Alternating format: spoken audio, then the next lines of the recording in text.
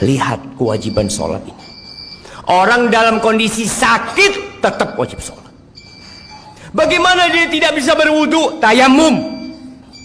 Dia nggak bisa tayamum, ditayamumi. Bagaimana kondisi tubuhnya penuh dengan najis? Bersihkan.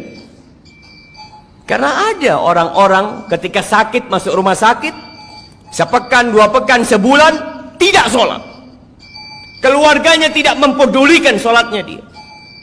Keluar, sebagian mengatakan, nanti kalau saya sembuh saya akan sholat. Siapa yang menjamin engkau keluar dari rumah sakit sembuh?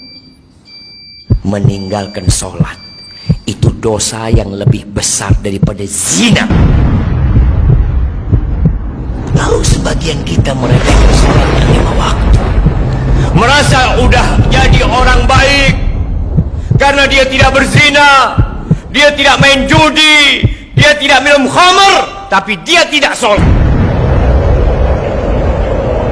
Penghuni neraka ketika ditanya masalakakum fi saqar, apa yang menyebabkan kalian berada di neraka sakor? Apa jawab mereka? Lam naku minal musallin. Kita bukan termasuk orang-orang yang mendirikan sholat. Sebagian orang Masya Allah sebelum masuk jam kerja sudah ada di tempat kerja. Tiap hari dia lakukan itu. Berapa dia digaji? Kenapa ketika panggilan Allah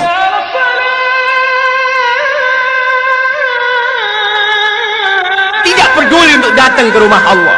Rumahnya berdampingan dengan rumah Allah Jalla Jalaluh.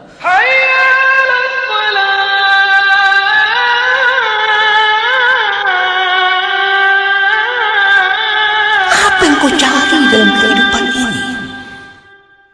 Rasulullah sallallahu alaihi wasallam beliau mengatakan al-ahdul ladzi bainana wa bainahum as-salah faman tarakaha faqad kafar. Yang membedakan kita sama mereka tuh, sama orang-orang kafir itu salat. Maka siapa meninggalkan salat, dia telah kafir. Pelajari yang sudah salat, apakah salat dia sudah benar apa belum? Jangan sampai kita capek lelah sholat, akhirnya tidak diterima. Karena ada orang yang sholat tapi dia riya. Waktunya tidak peduli dengan rukun dan syaratnya.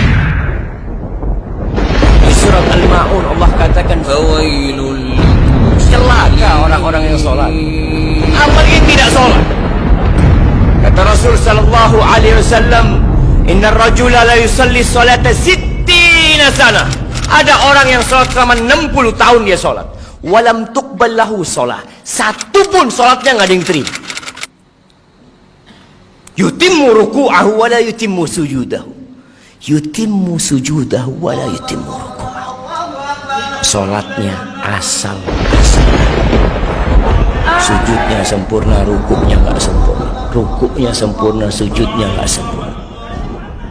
بسم الله الرحمن الرحيم يا أيها الذين آمنوا اركعوا واسجدوا واعبدوا ربكم وافعلوا الخير لعلكم تفلحون.